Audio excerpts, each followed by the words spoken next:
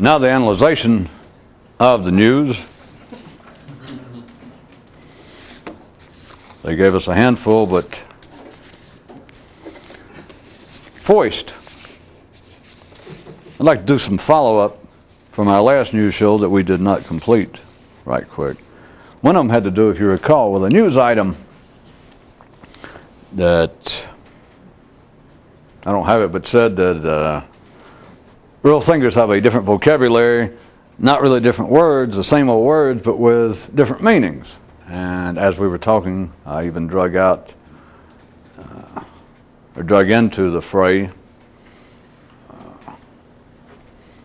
the fact that from another news item that said that thinkers had, along the lines thus far of human history, produced what amounted to a parallel body of knowledge. And I was trying to get you to consider that this is all tied into religion and all sorts, into philosophy, into the general scheme, if you can take out any clerical, religious, metaphysical ideas, although it includes them, but the whole idea that there's knowledge that people do not know about, secret knowledge, etc. And pointing out the difficulty that men seem to have in finding it, and then when they do, it always sounds terribly ordinary and somewhat disappointing, especially if you spent 20 or 30 years and all sorts of money going to find it. All right, in line with all of that, beyond just the secret knowledge part, how about this? How about what man has always called, perhaps I better write this one down, because I don't want there to be any confusion, and not everyone speaks the same native language. It's what some men call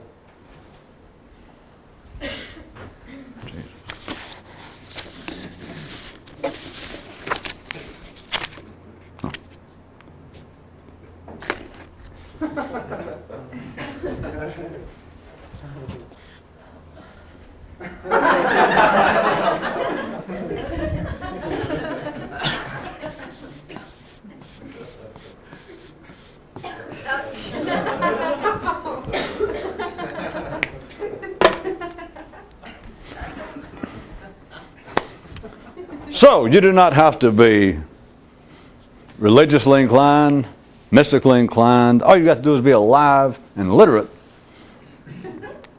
And we're getting right to the inescapable center part of this. That is that men, scientifically and otherwise, have forever been looking for, discussing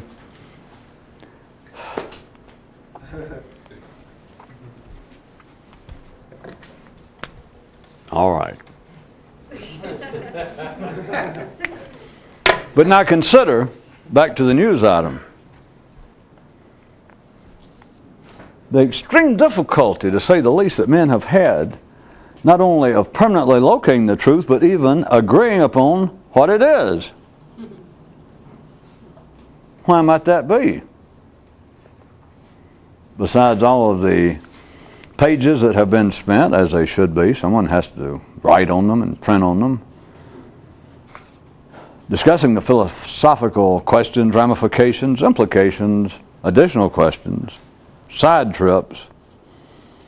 What if it is simply that what men are driven to call the truth, not that they're deluded and without any particular slant from any particular civilization, school of philosophy, cultural background, simply that what is in the wiring system of man that makes him talk about, think about, respond to ideas of the truth, and then can't find it. Can't find it permanently. When he thinks he's found it, it goes away. It slips from his fingers, whether it be religious or scientific. The scientific truths of 50 years ago in specific fields, sometimes 10 years ago, sometimes 2 years ago, are no longer valid. And of course you can say, well, that's progress. Okay. But notice still the idea that the truth, if you get outside the scientific or technological, if you get into the more social, the more moral, the more intellectual, the more artistic, man cannot find anything that he can permanently identify as the truth. There's no consensus. Even if one man says, I have found the truth, whether he be speaking about the laws of physics, whether it be in some artistic way, a man suddenly plants a flag and says, the truth is here, I have found it. He can get no consensus. And he does not have to be an idiot. He may get the majority of his locality, his neighborhood to agree. But he will never get a full consensus. Why? What if it is what I have pointed out? That the very thing that drives men to respond positively, to even say in broad terms that that's got to be the purpose of a civilized, thinking man's life, I'm talking at the ordinary level, is to find the truth. To find the truth for his life, to find the truth for civilization, to find the truth, that's why we're here, to find the truth. And what if the difficulty, nay, the impossibility thus far, of men to even agree upon what it is, much less to permanently locate it and get any sort of consensus about it? What if it is simply that the very thing driving people to dream of, think of, be inspired by the idea of the truth is that it's always in a language that is running parallel to whatever the going language is? That it is on the basis of information and ideas that are running parallel to whatever the commonly conceived, reasonable, sane ideas and thoughts are. Then would you see also, this was not really the point, but another quick jump over to the whole idea of secret knowledge. In the news item last time, having to do with, that said that real thinkers have a different vocabulary, although, yeah, they use the same words, they just have a different meaning.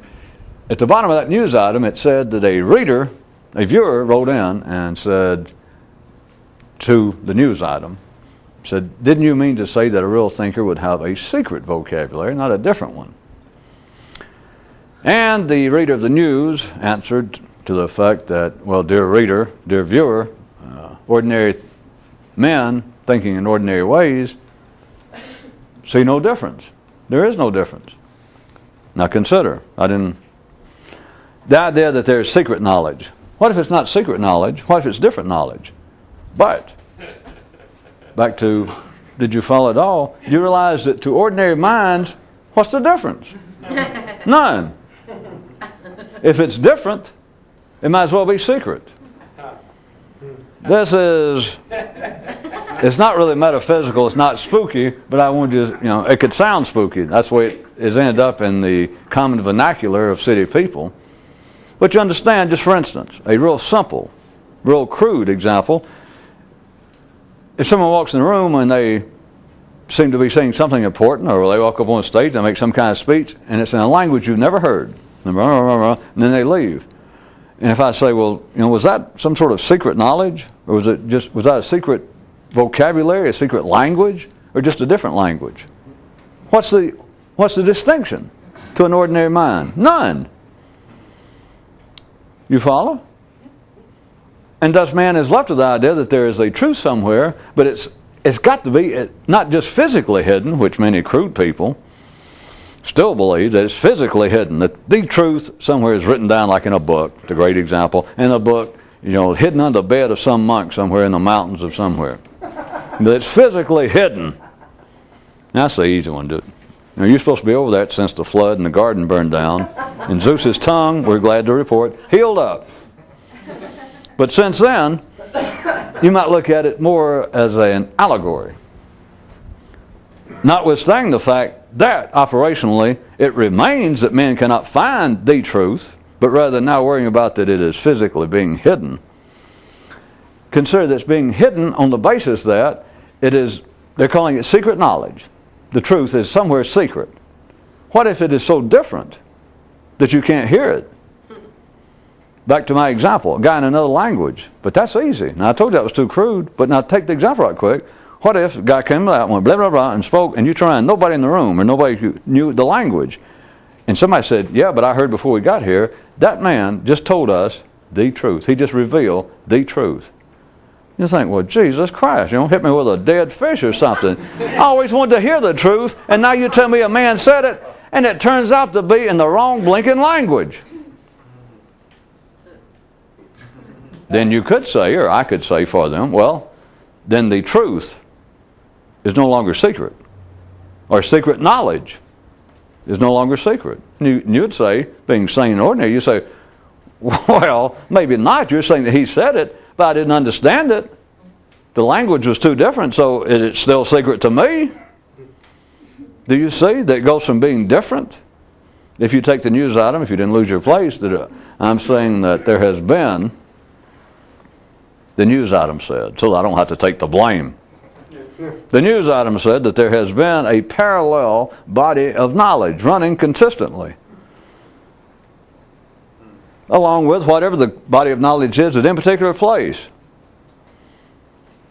If it is that different, if it is a thinker's different vocabulary, all the same words, remember the news item, just different meaning. So it's not a strange language, you hear it all the time.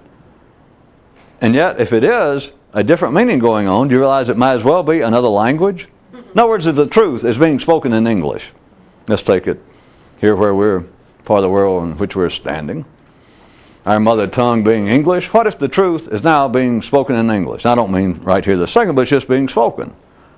But what if it is a different vocabulary? Same words. You're not somewhere and suddenly somebody comes out and even in English speaks in non sequiturs and just gibberish and you go, wait a minute, you mean that was the truth? No, no, no.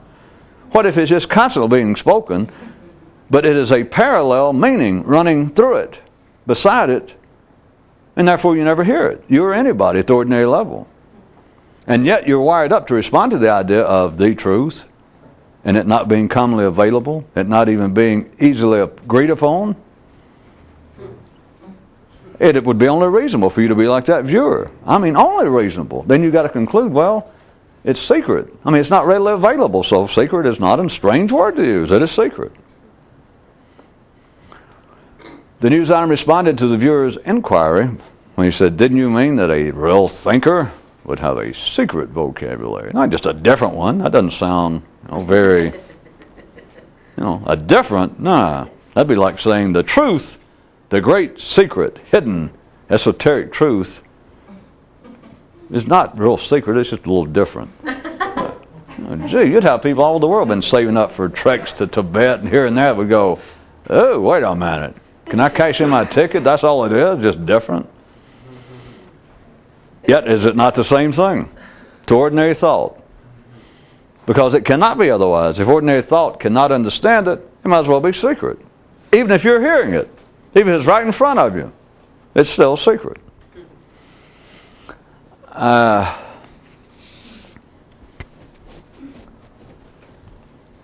Also, one more before we try and get to the analyzation of some of them tonight.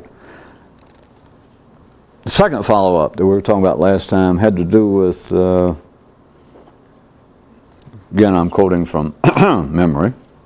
The news item had to do, it said that a real thinker in his personal relationships, whether it be sexual, like with lovers, or just friendship with the same sex, no sexuality implied, but friendship, everything, that rather than him feeling as that their relationship was close, in quotation, he would think, the news item said, rather his approach to it would be, he'd be thinking about how much he likes them. And in the waning moments, did Wayne, was he back here? As we were going, Wayne in quotation marks, does that help? As we were closing out the tape, I tried to pull it, although that would hold true. If you recall where we were, I even pointed out the news does not tell people's social life, but in one sense, and it's way beyond psychology, it's way especially beyond civilized psychology, but in one sense you could say that it would not be, if you can hear it, it would not be necessarily an unprofitable approach if indeed you physically, if you literally took your relationships with other people rather than the basis that the relationship that you feel about, well, how close it is. And you look around at your lover or your friend of yours and you think, as people do, there's nothing wrong, it's just natural, that there was a harmonious relationship even with friends or you wouldn't be friends. And rather than just thinking and feeling, oh, how close we are. Oh, that feeling that you hug somebody or you just feel good seeing them across the room or across the street. Rather than that, it would possibly not be unprofitable to have the approach, rather than being involved with that, with just you thinking how much you like them and everything else, neurally, that is verbally, beyond the hormonal level, because that already had to be extant.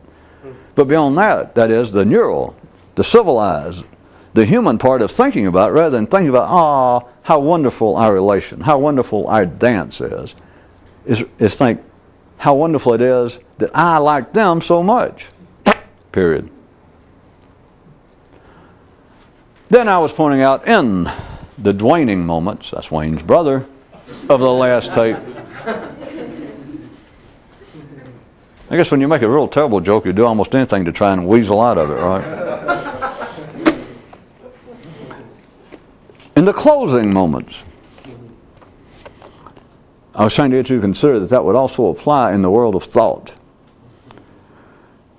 That's where I wanted to pick it up. And there was even a news item tonight that said,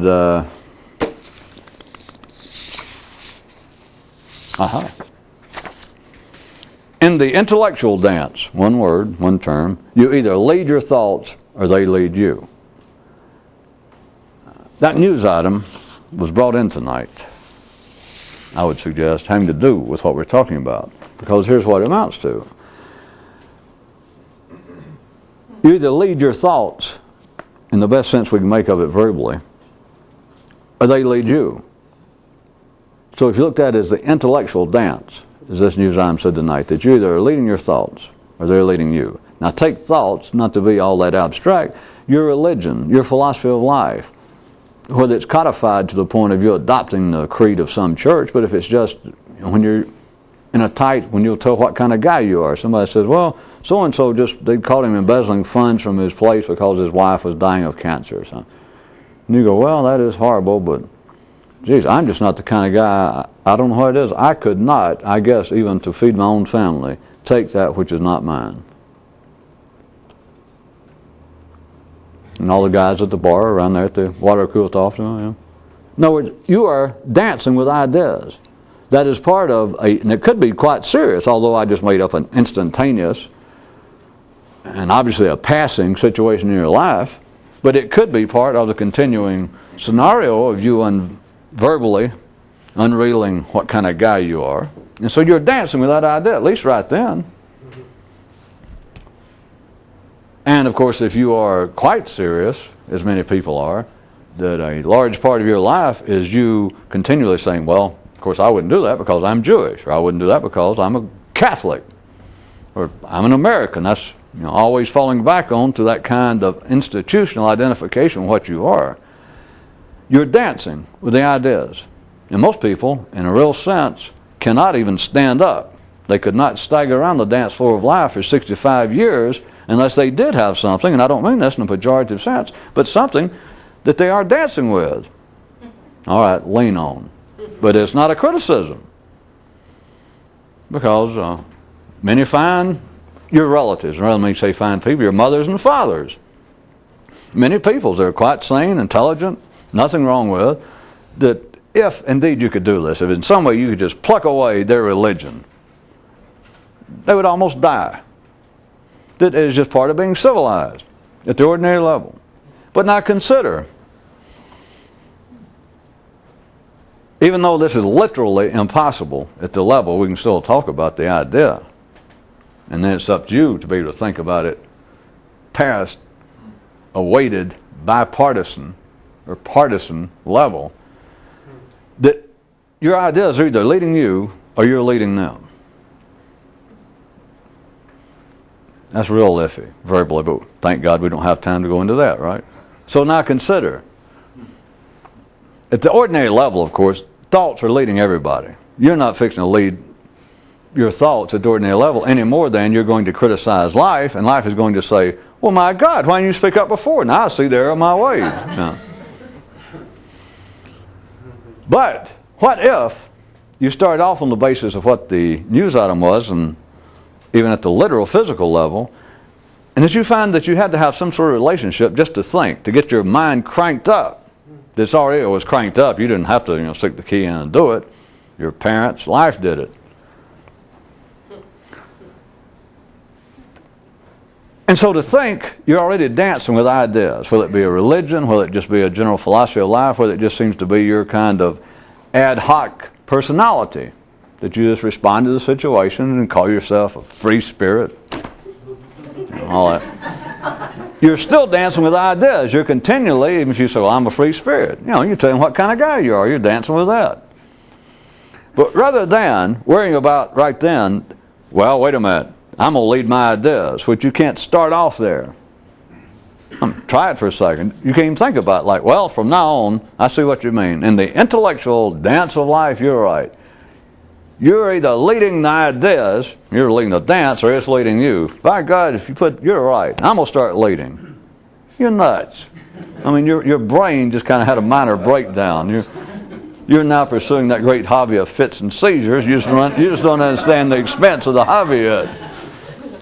At any rate, all you got to do if you can think, you realize, wait a minute, you can't start there. I'm already right here on the dance floor, and it's like you got to go, wait, and stop all of life. And all of life go, what? And you got the same possibility of that happening as you have of offering your kind observations and suggestions to life, and it go, oh my God, why didn't you speak up before? No. But back to a thinker, and rather than him feeling close. What if you start off on the basis of all of the ordinary ideas, whether it be religion or whatever, just the ordinary ideas, the collective ideas of your time and place, of civilization itself, of this planet, the collective intelligence of man, and rather than you feeling your closeness to it, and of course part of it you feel a distance from, religions that's not yours, etc., etc. But the parts that you do feel close to, your family's religion, your past religion, your philosophy of life, your humane approach, your feeling of ecological concerns for the planet, whatever it is. But rather than you thinking about the closeness of your relationship, that is, of how good it makes you feel to think about how stringent you are in your refusal to throw out garbage on the highway of life, to use materials that have not been recycled. No, whatever the philosophy is, I'm just trying to bring up today, it's the same thing as religion, etc. But rather than thinking about your closeness to it, which without any doubt, without any question whatsoever, puts it in the lead. I mean, it is already. But then you came and questioned the idea, wait a minute, I'm going to lead this dance. Not if you feel close to it.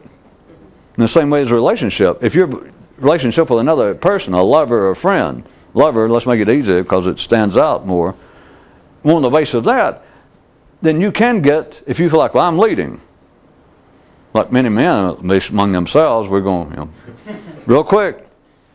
That's a good thing about the last 5 or 6 minutes, is to be able to jump metaphors faster than a speeding bullet. Back and forth. So let's make it, men used to love to say, well, how I push around a woman. I don't take any crap off women. They for one thing, they're, financially dependent upon me, etc. She's tied home with kids. And men like to, at least among themselves, I don't take any crap off women. You're still close to the relationship. And the other thing is, you can go home in your nice apartment. You thought I was going to say mobile home. And she be gone. And many men get crushed and begin to write country and western songs and even make it worse. They want to go home and live with their mama. And their mama says, hey, our trailer's smaller than yours.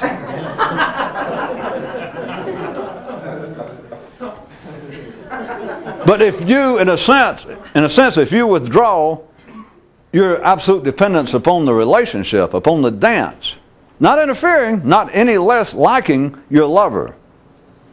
Because, one more time, let's assume, well, keep in mind, not assume, just keep in mind the reality that you are hormonally attracted to the person. So you want to be dancing with them, sleeping with them, being with them. But then if it's on the basis that the relationship, that I'm close to the relationship, this means everything. How about this? What means everything to me is how much I like the person. You have shifted the weight of the dance. Because now, not in the same original way, if you can do that, the dance is no longer controlling you to the same degree. The relationship is still there, but it's no longer to the same degree in charge.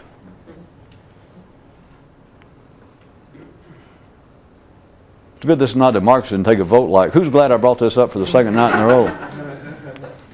Because literally, verbally, all of this is hogwash. It will not fly.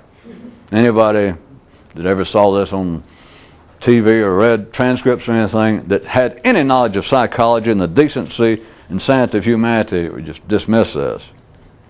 I know.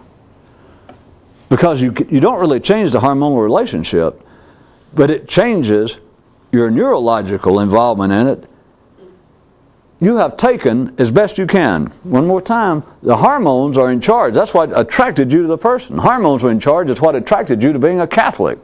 I know ordinary people think, well, my parents were Catholic. No. It was still hormones. So you got to remember that was there. And it's beyond any individual or collective intelligence, cultural attitudes, environmental influences. If you're a Catholic, it's hormonal. We don't have time to go into it. If you're in love with somebody, it's hormonal. If you're best friends with another man or woman, it's hormonal. Into the neurological, into the thought side, see, remember the hormones, they're in charge. That's what drug you into the dance. That's what attracted you there.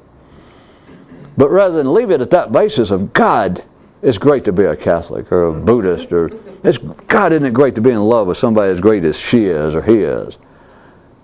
We're not fooling with that. You can't fool with that.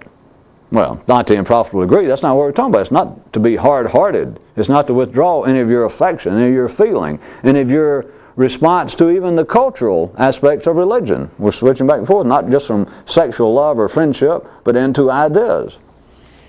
If rather than it all being left, which it normally is, not hormonal now, up here, that's all being left, that the relationship is driving it. That's how you get brokenhearted.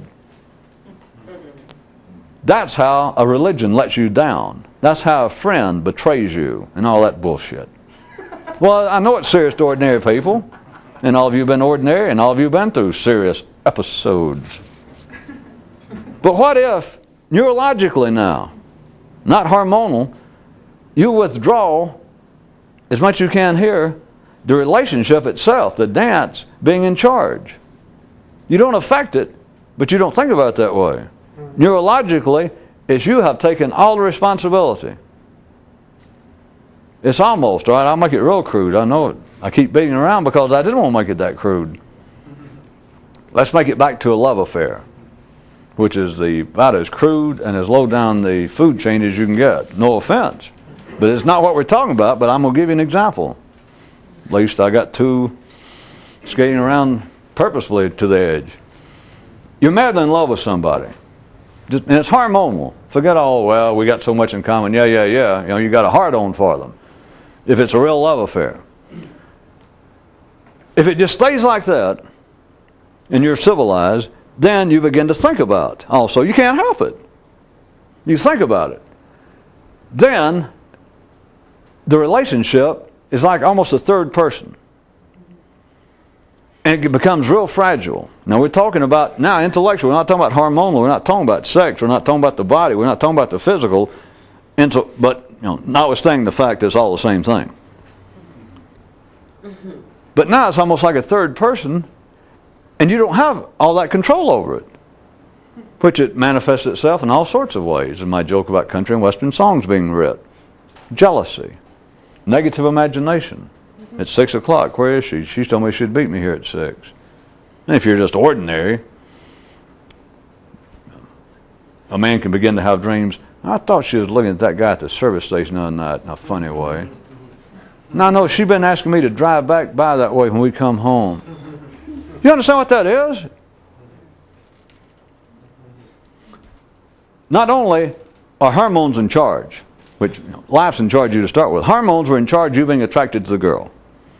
Now, it's gone from the hormones up here, and now it's like this third thing, and you can call it jealousy, the green-eyed monster. They've tried to make it personalized. The relationship. Somebody's interference, her mother begins to bother. It's always, it seems like something that's always so tenuous that this relationship, as much as I love her, as much as I'm crazy about her, it's like always these gilded splinters that are about to tear my feet apart. That this whole thing could fall apart. And I keep on to write poetry and give her roses, write her cards saying, oh, how close I feel, how close. That fits in. But you understand, if you intellectually withdrew the relationship, your feeling, you didn't analyze it verbally, you did not think about it to yourself, is how much will you mean to one another? How close we are. It's almost you take the other person out of the equation, not hormonally, remember, but here, it's like you relieve them of all responsibility. Not making excuses, not say, well, I know she's a flirt. No. It's not to make excuses. It's not, there's no example to start with. There's no reason to take her out. Or him, you understand. But it's like you say, you're in essence saying, I am taking all responsibility for this dance.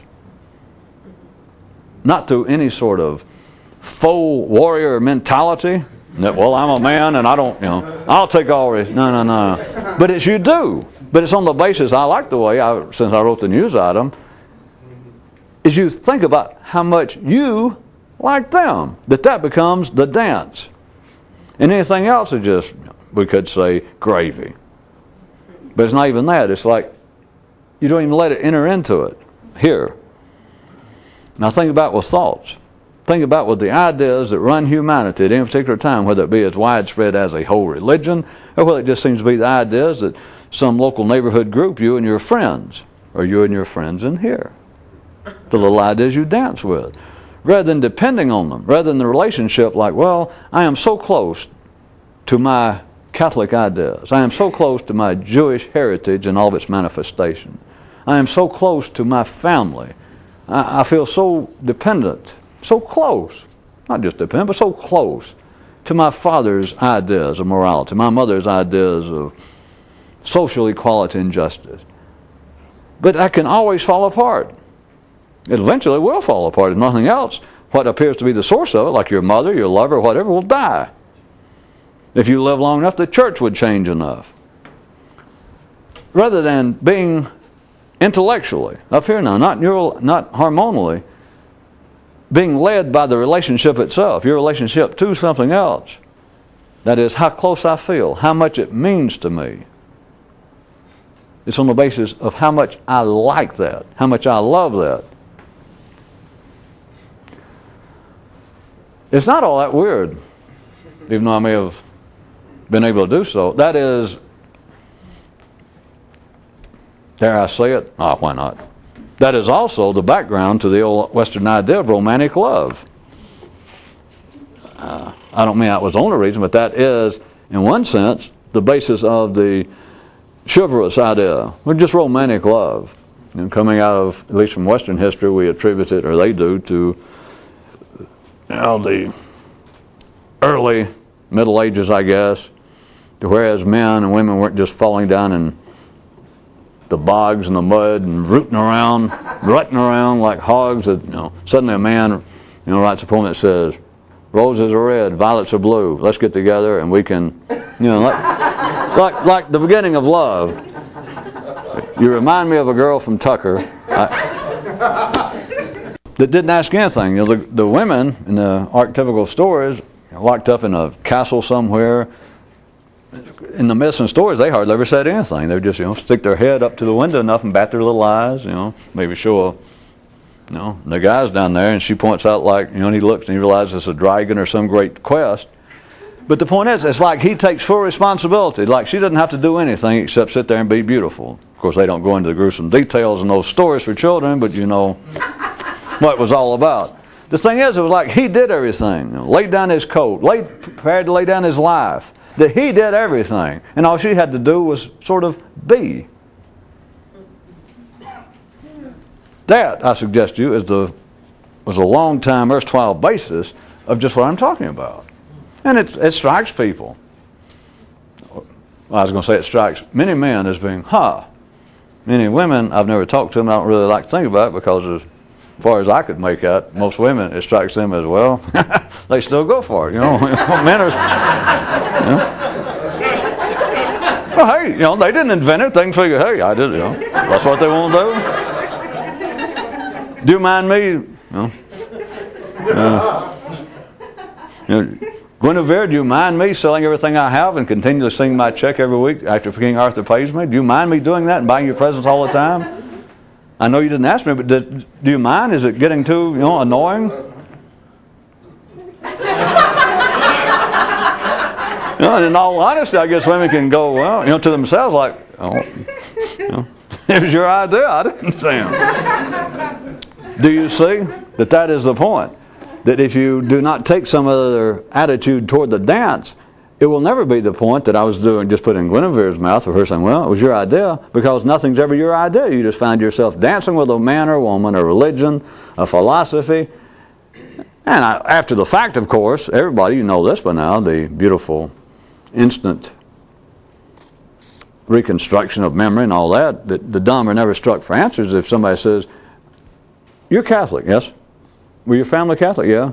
Well, is that how you ended up Catholic? Is that your story?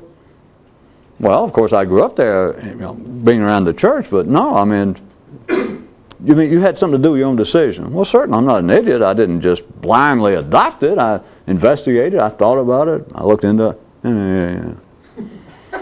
You find yourself dancing with a church. You find yourself dancing with a family.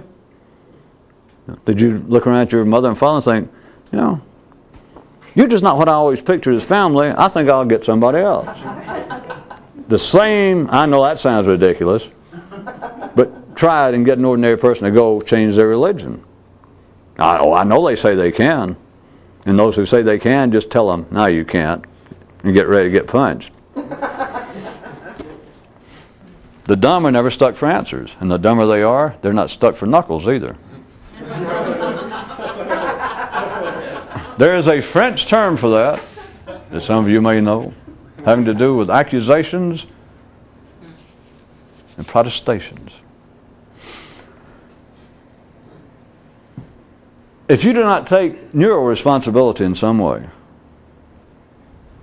then the dance will always lead you, one last time, hormonally, at the basis of the relationship between people. It's leading you. So let's don't mislead yourselves right now. But here, the dance drags this out. It's why people will be prepared to fight, that they're there dancing with a red-headed, short, fat man, and you ask the woman, and he's Catholic, and you ask the woman, did you choose to do this? And if you don't make it too blatant an accusation, if you just try to say, well, I've always watched you, and you seem to be intelligent, always interested. I never saw anybody dance with a short, fat, red-headed man who was a Catholic. Was this an accident? Is that the best you could do? Or, did you inherit him or something? I don't mean that sarcastically. With an ordinary person, of course, you can't do it that way. They get defensive. But if you ask for an explanation, they would explain. But they didn't. They don't know why they were there until you ask them. And if they're ordinary, that is, they're dumb, they never stuck for an answer. If you're stuck for an answer, you're not ordinary. You're sick. You need help. You need to get an 11-step program and work your way up. So don't mislead yourself, or let me.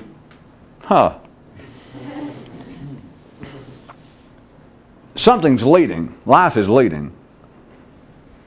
But there is no chance to move if you accept the relationship itself as being one of closeness, that the dance itself is very important to me, that there is almost like a third person, there's some sort of at least unspecified contract between the other people, the other person, the other thoughts, and myself. But see, contracts eventually are going to get broken. They always get shaky. Somebody's always fooling with them. But what if it's a secret, one-way contract, which there is no such thing, by the way, legally. But the thing is, you have taken all responsibility. You hadn't changed how much you like the person, how much you're attracted to the person, how much you enjoy the religion, the body of ideas. But you have taken away any responsibility. You have relieved them, and they don't know it. You can't let them know it now, since it's not possible anyway. But if you let them, trust me. You don't have to trust me. Try it. It's not a closeness you feel. It's not even a normal relationship. Not an ordinary relationship. Because a relationship is strictly on the basis, God, how much I like her. How much I enjoy this bunch of ideas. How much I like the partner. That, neurologically speaking, intellectually speaking, is not only a whole different ball game, that's a new sport. Bye. You already on another tape? Oh, well, wait a minute. Well, one second.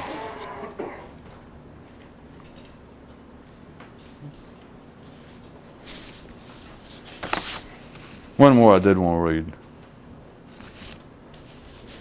It was nutritional news. If you let your mind feed in town, graveyard scraps will bring you down. And the bottom was a 2-line conversation. Papa, what is the purpose of always having a new generation? And the second line is, to make the old one sick enough to throw up.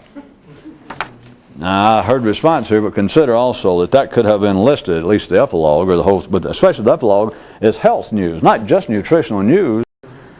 And consider that the purpose, not of each generation, as the kid asked, which is all right, but consider, instead of talking about what's the purpose and always having a new generation come along, I'm sure some of you filled in, but that represents something much wider. Like, when does every generation come along with new ideas? All the way from that which may seem to be of no earth-shaking consequence, like new ideas in music, new ideas in fashion. Forget the specifics, forget the modifiers, ideas themselves. Why do new ideas continue to come along? Why can't humanity just get to one spot and let's get to the truth. Let's get to some ideas, finally work our way down to the right.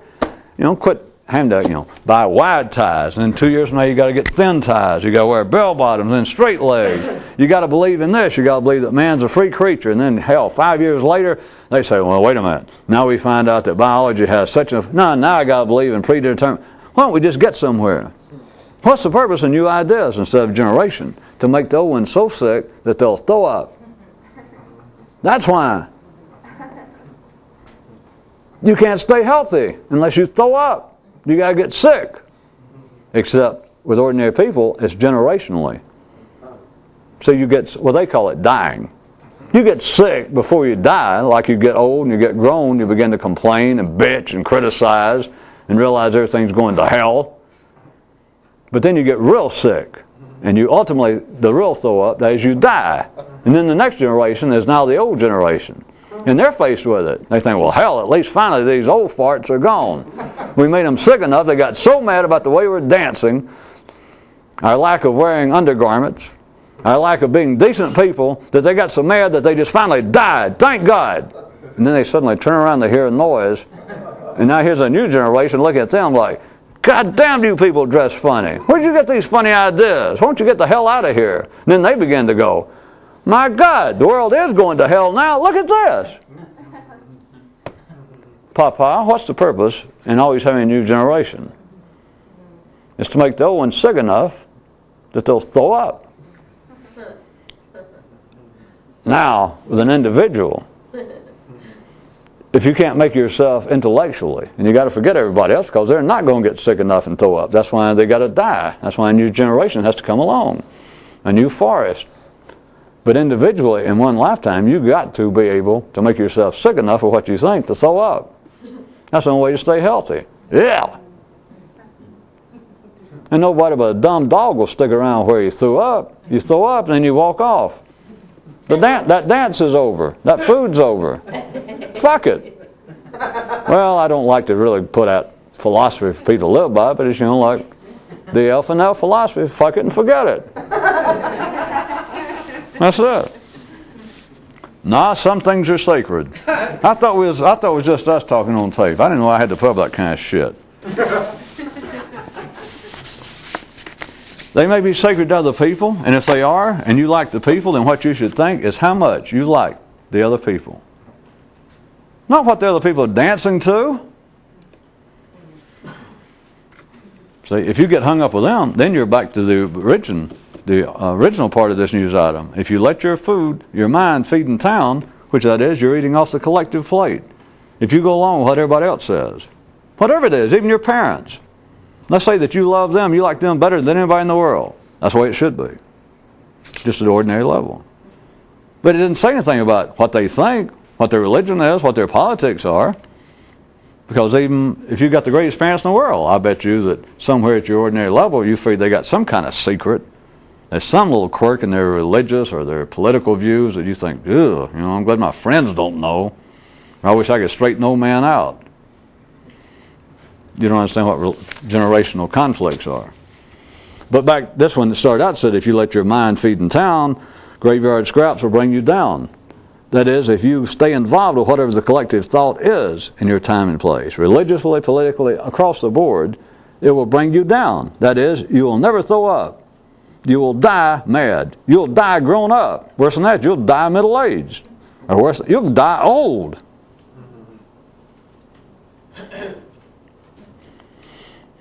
It takes a generation to get sick enough to throw up.